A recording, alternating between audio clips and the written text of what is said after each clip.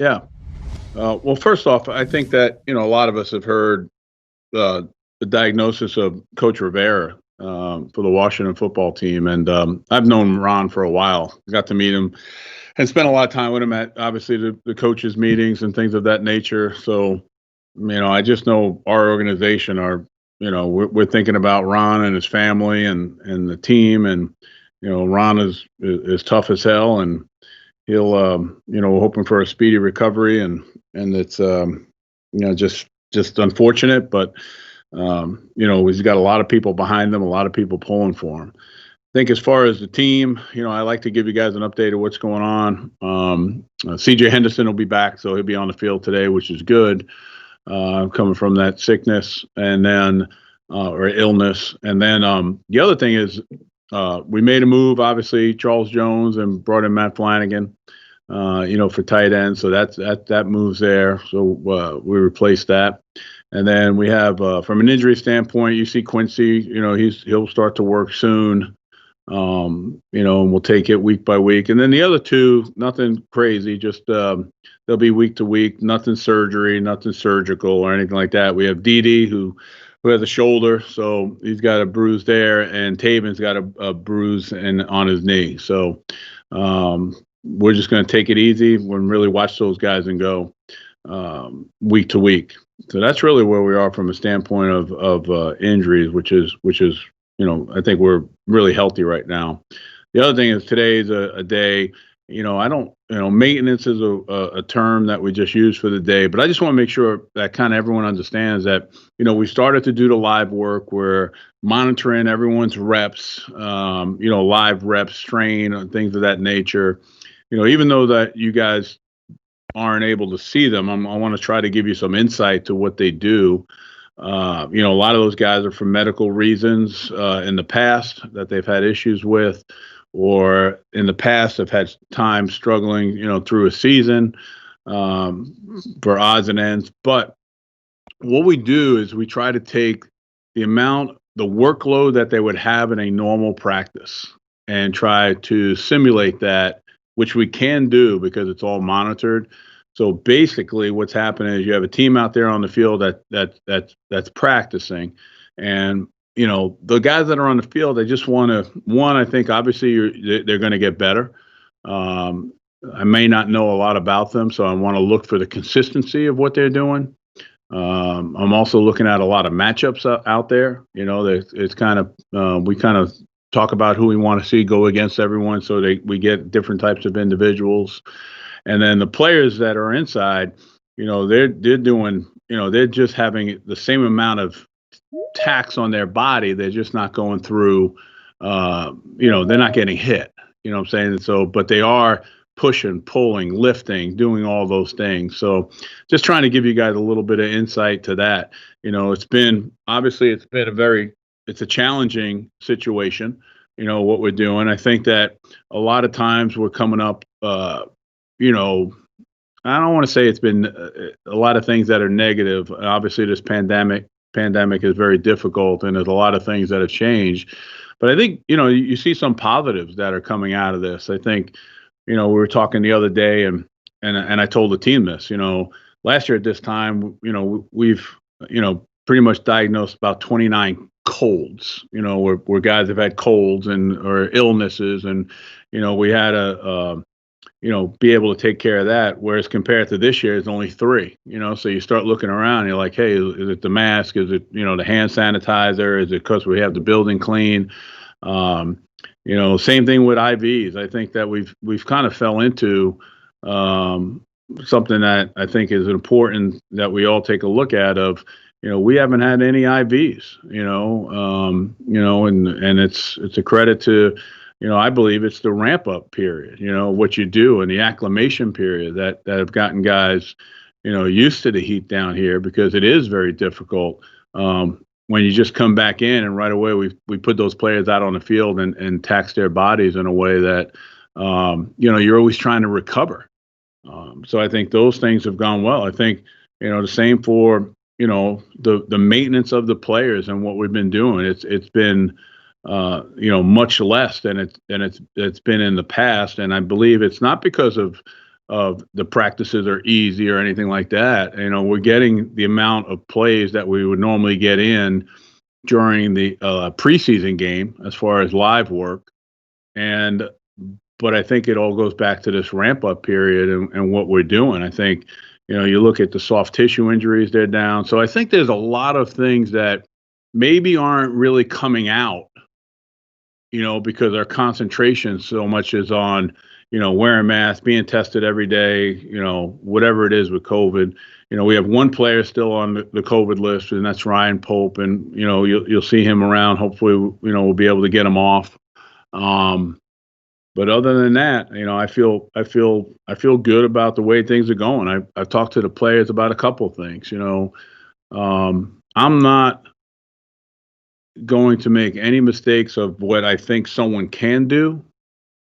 What I'm doing is I'm going off all the stuff that we see on the field, and you know, so I tell them, I said, whoever's consistent, whoever does the best job on the field, that's what we're going to judge you by. Whatever's been done in the past.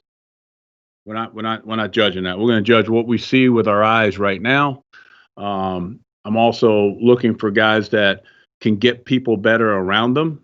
I'm looking for guys that can communicate well, and you know, guys that are you know, responsible. You know, not just here in the building, obviously, but outside the building. So there's a lot of things that, you know, we're looking for just outside to, you know, create this chemistry that we want on this football team. To give us an opportunity to win. Thank you, Coach. We'll jump into questions here. We'll start with Hayes and then go to Gary Smits. Hey, Doug, what were your impressions of Saturday's scrimmage? Yeah, I thought it was a good start. I looked at it as like a combination of really the first and second preseason game. I think that we saw some things that we were probably that come out. I think a lot of times when, you know, you practice or you scrimmage, you know, what I usually do is I make some notes of what we may be behind on. So, you know, we made some notes of things that we needed to do more of, and more teaching, more progression, and try to change some of the drills that we did to simulate some of the things that I think we have to do a better job of.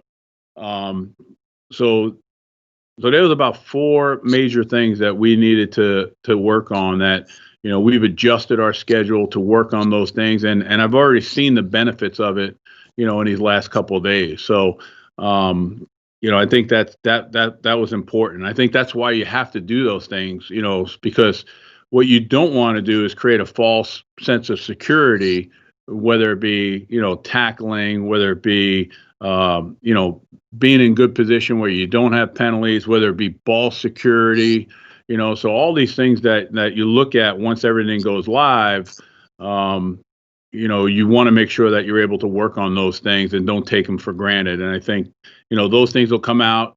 Obviously, this Saturday will be a bigger scrimmage for us because, you know, it's really a combination of you know, the first scrimmage was a combination of week 1 and 2 preseason.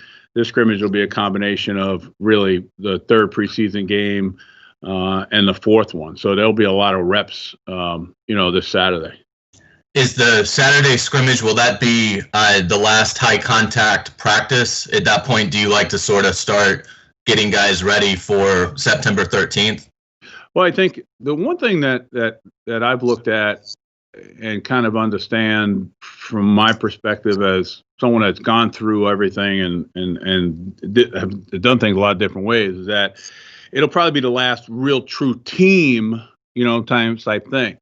What we need to do is we still need to put that, the one thing when you scrimmage different than maybe when you practice is, you know, is that real outside of the tackling part is a strain. You know what I'm saying? And when you're playing games and the guys up front, there's a huge strain. You know, there's strains on your body that you have to maintain for a longer period of time than maybe when you're practicing with a quick whistle or you're tagging off or whatever it may be. So we've started to work on those things and started to drill them. So now we can get that work done without putting players in jeopardy of being on the ground and someone falling on them and things of that nature. So, we're starting to ramp that part of it up right now. Great, thank you. Yep. Thanks, Hayes. Regarding Saturday's practice, August 29th, it's going to be in the stadium, so we'll be in touch with everybody about protocols and the entry process for Saturday. We'll keep going here with Gary Smits and then D-Rock. Yeah, thanks, Coach. I know it's only been 3 or 4 practices since Calebon was able to get out there, but could you assess what you've seen of him since he returned? Yeah, I think in the beginning, I think he was, frustrated like anyone is, that's what you want to see. A guy wants to be out there. And then you start thinking, to yourself, because again, this is the first time you've worked with a lot of these players. You start thinking, okay, is he one of those guys that needs to be 100%? You know what I'm saying? Before he gets back on the field, knowing that, in the back of my mind, my thought process is, it's very difficult to play this game, feeling 100%, especially once the season comes. So he was able to get to a point where we felt we could put him out there, and he wanted to be out there, and it's pretty impressive now. I mean, again, we've got a long way to go, but you talk about strength, speed. He's probably faster than I thought. You know what I'm saying? When I watched the film,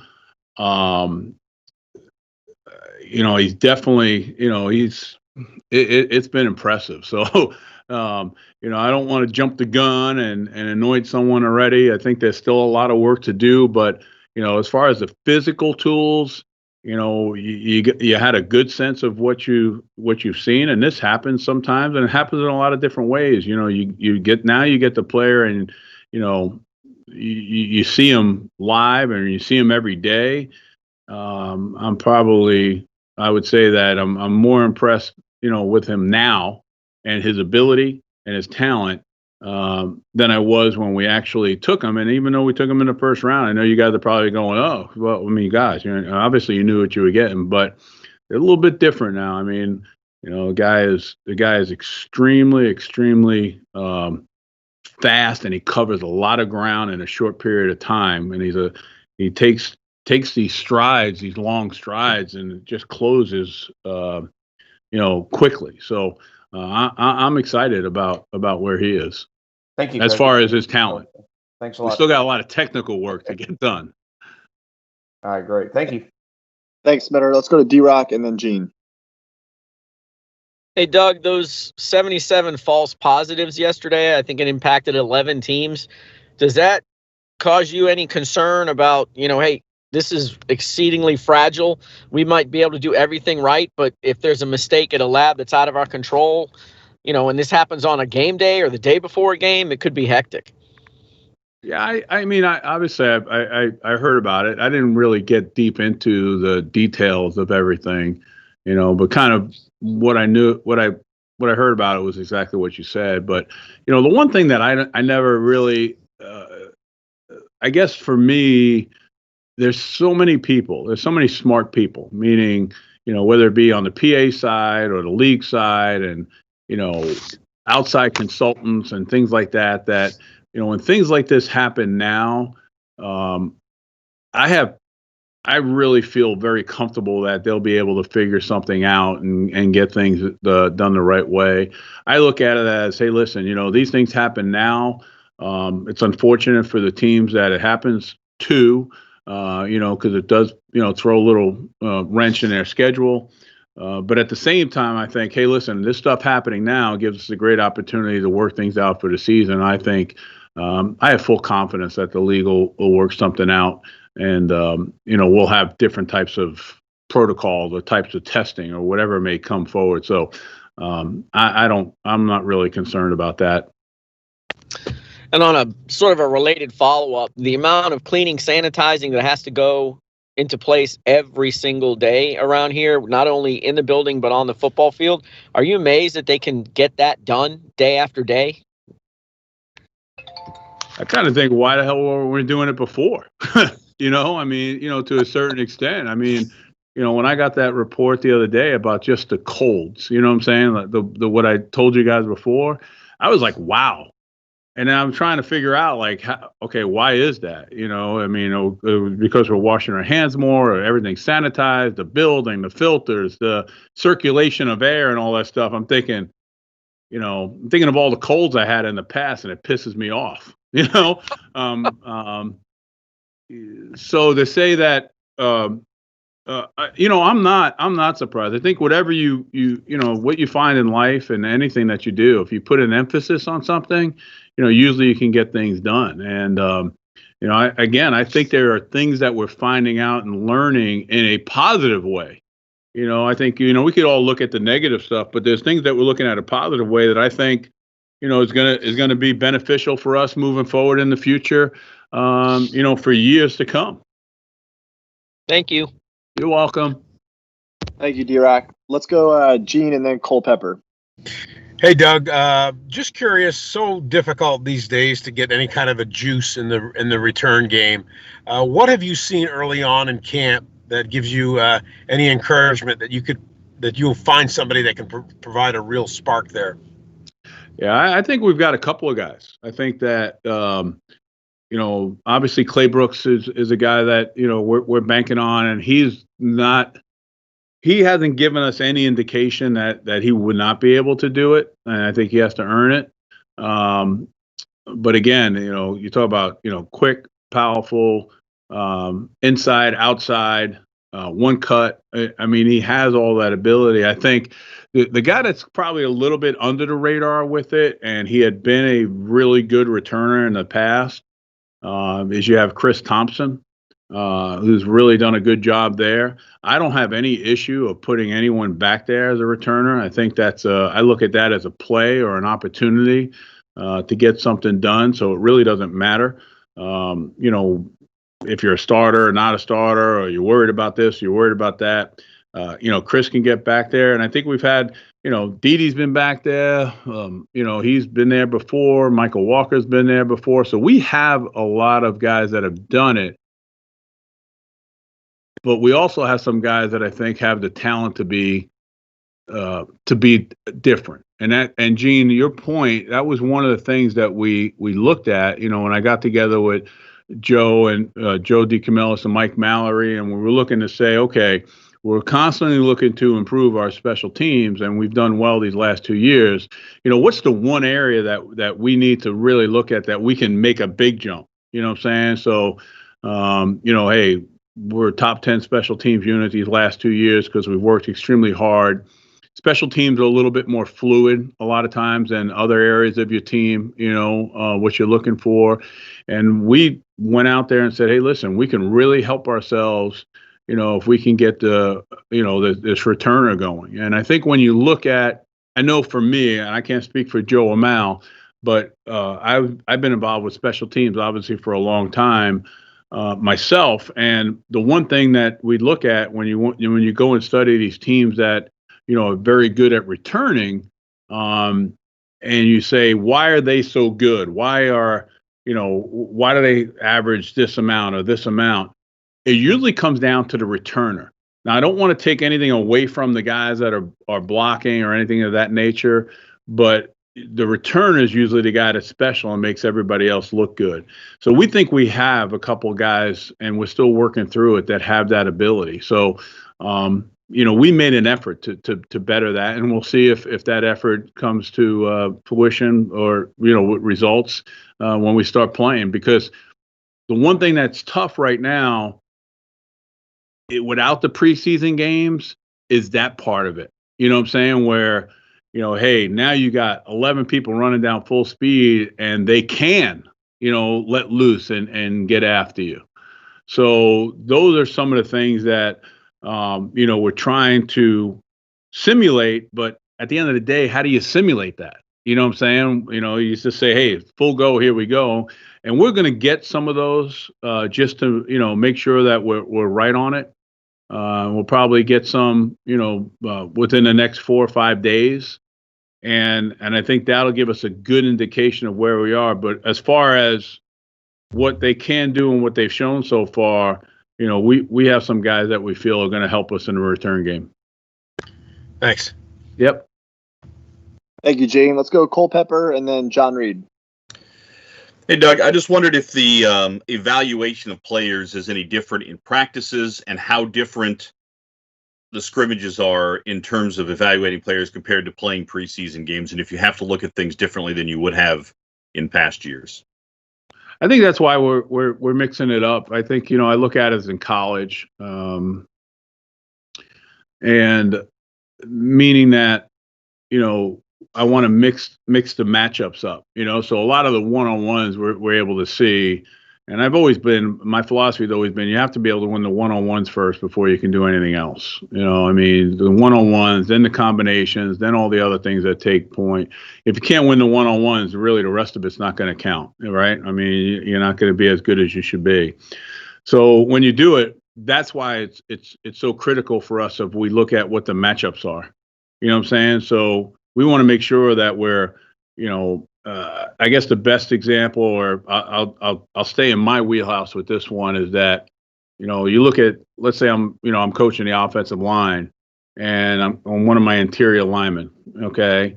Well, I want to make sure he can go against that smaller, stouter, player. Maybe he's got some quickness to him. Then I want to see him against a big, strong, maybe the guy doesn't move as well. Then I want to see him go in there and pass protection and face a guy that they're going to put in there and nickel, that's going to move inside. So you can see the different types of players and how he can adjust to it. No different than you take your corner and he's maybe covering a smaller, quicker receiver. Then he recovers a physical receiver or a better route runner. So you want to see these different things that you would see, if you were practicing against teams and you're in the preseason. So we've got to manage that, and create those situations to help us get a better evaluation. Got it. Thank you. Sure. Thank you, Cole. Let's go over to John Reed. How you doing, Coach? Can you talk a little bit about like some of your younger players?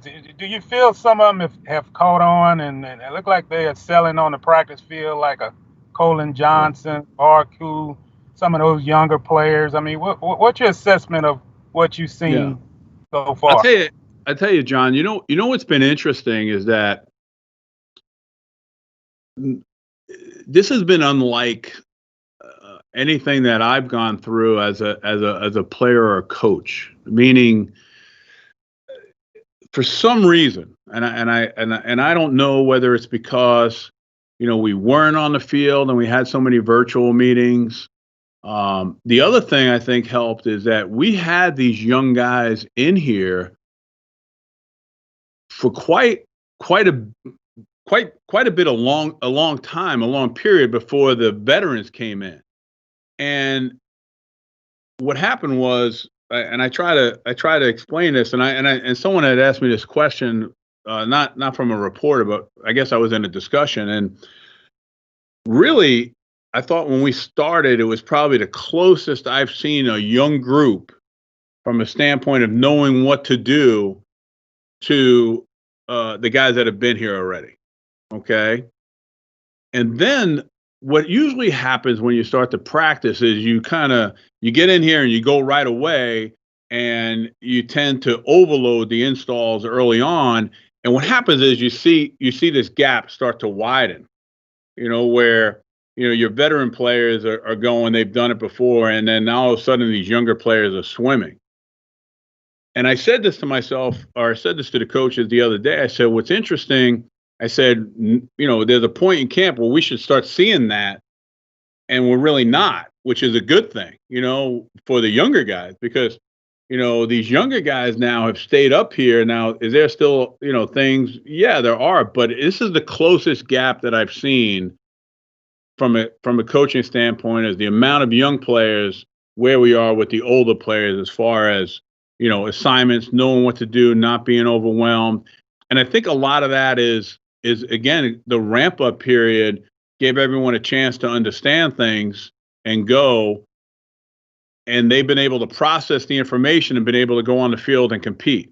So I think we have more competition due to the fact of how we presented the material. it gave everyone an equal opportunity. Where I think I feel, I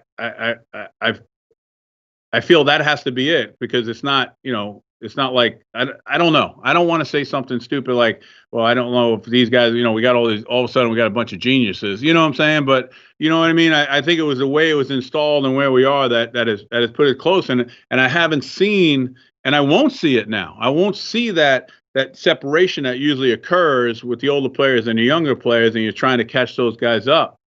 What I have seen is seen an unbelievable commitment of these younger guys to make sure that they understand things. The one thing about this class of guys that we brought in that I will say, out of all, the New Orleans team in 06, those young guys we brought in really had good communication skills, meaning that they'd ask questions. They had a confidence about them. I kind of see the same thing with these younger guys that we brought in here today. They're not, oh shit, here comes the head coach. They're like, hey coach, what's going on? I mean, they're very open. They have a hell of a lot more personality than I ever have and hope to have as we go forward. Thank you, Don't Coach. sell yourself short, Coach. We're going to do 2 final questions here. We'll go to Mia and then finish with Mark Long. Hey, Doug. Just curious, Josh Morrow, another defensive lineman who's going to have to sit out those first few games of the season because of suspension. At this point, with all the attrition, I'm just curious your assessment of the defensive line, and do you need to get more guys there? Yeah, here's one of the things that I'm going to try to give you guys a visual of how this thing is going. So when I talk to the team, like I said earlier today, about, I'm looking for guys that are going to make people better around them. You know what I'm saying? Being a good teammate. I think, I'm going to explain 2 rooms that I've been watching obviously closely. Well, one is the tight end room. Okay. And I want to take that because the tight end room is an interesting dynamic. It has, Tyler Eifert, who's been a guy that had some success in this league, has been injured, healthy for the first time, has played a lot of football. James O'Shaughnessy, who's really overcome a lot of things, who's overcoming an injury that worked extremely hard to be where he is. Then you have, the two younger guys, that we have, Tyler Davis and Ben, coming in that have gone through a lot of stuff. And then we've just brought in Matt Flanagan. Now, a lot of times, the one thing about that room is you see Tyler and James helping the younger guys communicate. I mean, they all root for each other. They work with each other. They push each other. And right now, as a coach, you love the way that room is working. Now, the reason why I brought up that room is because I'm going to talk about the defensive line room. All right. You've got these guys now that, all this stuff may be written, and whether it's true or not, we're not going to know until we start playing. But I will say that from an effort standpoint and guys working together to get better, it's the same thing. I mean, the effort that we're getting out of our defensive line, talking about turning, running for the football, straining, doing all those things, really working. The communication between everyone is good. And I think that I've been pleasantly surprised that I think a lot of guys have stepped up and have performed maybe better than what people, on the outside would see. But I think when you watch the practice, if you close your eyes and watch it, you'd be like, hey, these guys are doing a really good job. So I think, a lot remains to be seen.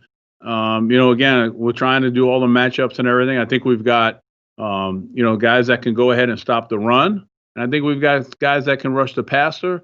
I think that we, might not have as many of those dual threats on the inside, that can do both, which is fine.